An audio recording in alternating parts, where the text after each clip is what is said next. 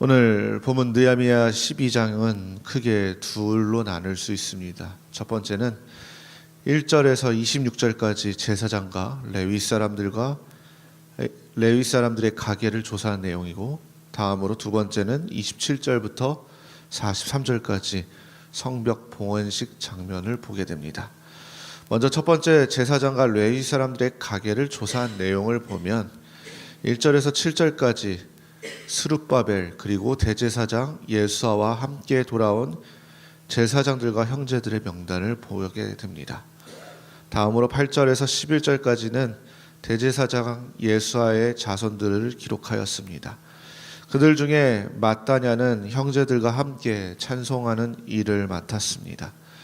다음으로 12절부터 21절까지는 요야김 때의 제사장들의 명단으로 각 족속별로 작성을 하였습니다.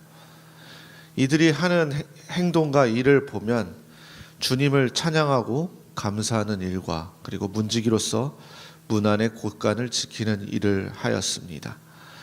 다음으로 27절부터 43절까지는 성벽 봉헌식입니다.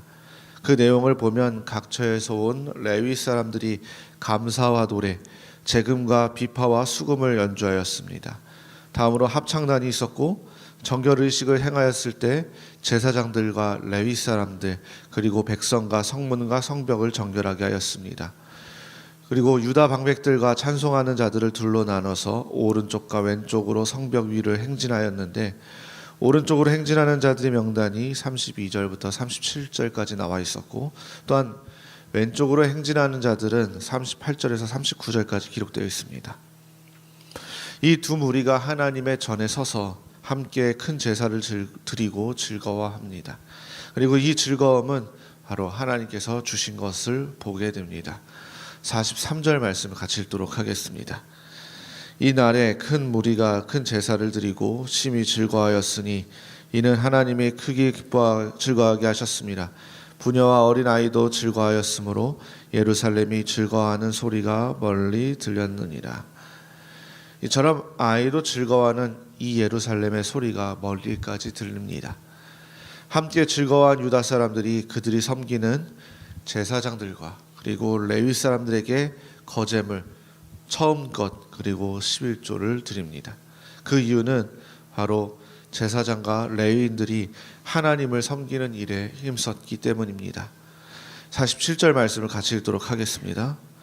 스룹바벨 때와 느헤미야 때에는 온 이스라엘이 노래하는 자들과 문지기들에게 날마다 쓸 몫을 주되 그들이 성별한 것을 레위 사람들에게 주고 레위 사람들은 그것을 또 성별하여 아론 자손에게 주었느니라.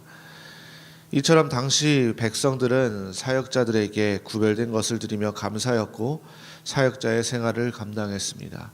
뿐만 아니라 오늘 이 본문에서 느헤미야가 이 제사장들의 명단과 레위 사람들의 명단을 기록한 이유는 다시금 이스라엘이 회복되고 성전이 회복되며 성벽을 건축되고 다시금 옛 이스라엘의 모습으로 나아갈 때에 하나님을 섬기는 일에 대해서 가장 중요한 역할을 감당했던 사람들이 제사장들과 레위인들이었고, 그 중심에 이들을 통해서 하나님의 영광을 다시 한번 드높이기 위한 그 과정 속에 이들이 있었음을 알리기 위해서 느헤미야가 오늘 제사장들과 레위인들의 명단을 먼저 기록하고 다음으로 성벽 봉헌식을 통해서 다시 한번 이 새롭게 회복된 이스라엘이 예배가 다시 한번 회복되고 하나님께 영광을 올려드리는 그 장면을 보여주고 있는 것입니다. 이처럼 성벽 완성을 통해서 다시 한번 이스라엘은 예배의 회복이 일어나고 예배 사역자의 사역이 정리되었습니다. 그와 더불어서 백성들은 제사장들과 레위인들에게 그 말씀에 합당한 존경과 대우를 하게 되는 것을 보게 됩니다.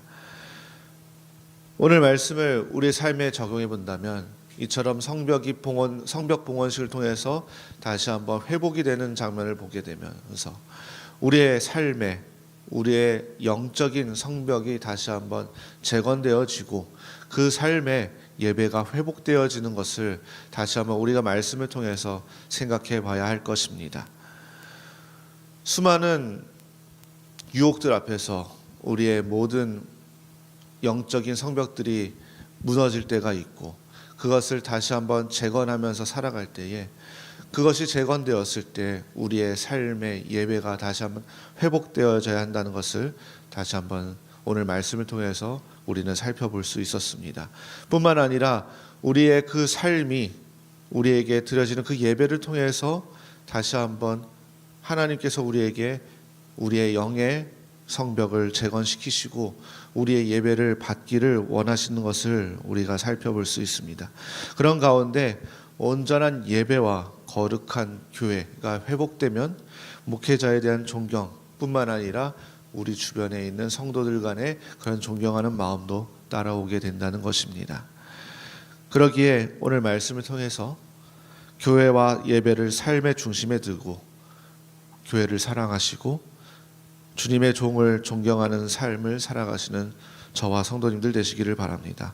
뿐만 아니라 이 땅에서 거룩한 하나님의 백성의 공동체를 이루어 가시며 하나님께서 인도하신 이 거룩한 공동체를 이루어 가시는 저와 성도님들 되시기를 주님의 이름으로 소망합니다.